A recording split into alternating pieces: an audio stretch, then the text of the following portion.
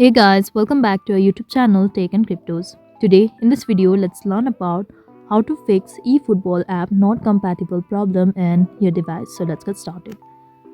At first, let's get into settings. Now search for apps. Now go to Play Store app. So here it is. Now in the bottom, we can see this option called storage. So let's tap on the storage and click on clear cache and clear data and simply click on delete. Now let's get back. Now in the bottom we can see this option called force stop and click on OK. Now in the top right corner we can see this three dots. Simply tap on this and click on install updates and click on OK.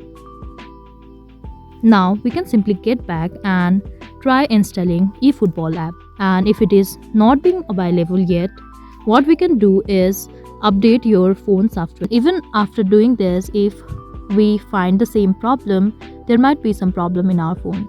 So what we can do is use PC or laptop or different device for making it compatible. So this is all. I hope you like the video. Please do like and subscribe. Thanks for watching.